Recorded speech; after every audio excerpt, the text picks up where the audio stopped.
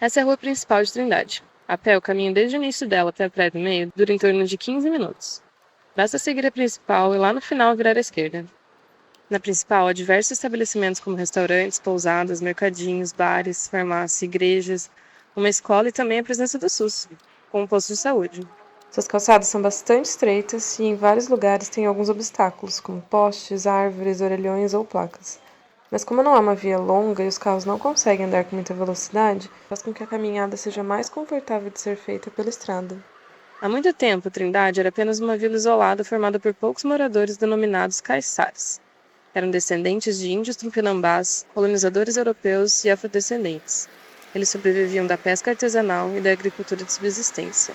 Em 1970, uma multinacional chamada Brascan tentou construir um condomínio de luxo na vila, o que gerou muitos conflitos, inclusive o envio de jagunços armados para a região que tinham a missão de desapropriar as terras e destruir as casas existentes. Mas apesar de terem suas casas queimadas, os moradores resistiram e se recusaram a sair.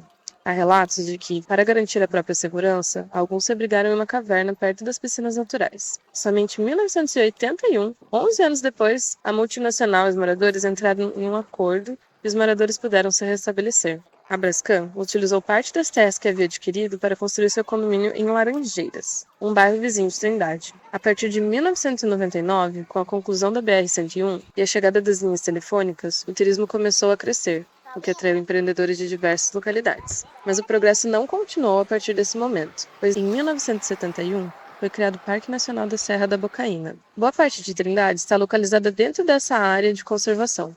Mas somente 30 anos depois, em meados dos anos 2000, que a administração do parque começou a de fato administrá-lo, causando uma relação conflituosa com os moradores, devido aos problemas decorrentes da criação da unidade de conservação em um território já ocupado anteriormente por habitantes caiçaras. Por vezes, a má gerência da administração do parque trazia decisões unilaterais com imposições, proibições, embargo de obras, possibilidade de proibição da pesca e restrições do uso dos recursos naturais renováveis, o que gerou a resistência dos moradores, já calejados por uma longa briga anterior contra a multinacional que havia tentado tomar suas terras, achando por vezes que a multinacional podia ter entrado em algum acordo com a administração do parque.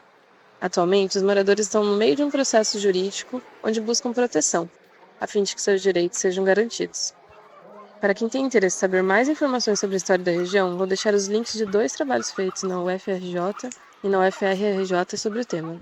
E nos próximos vídeos, mais sobre a Praia do Meio.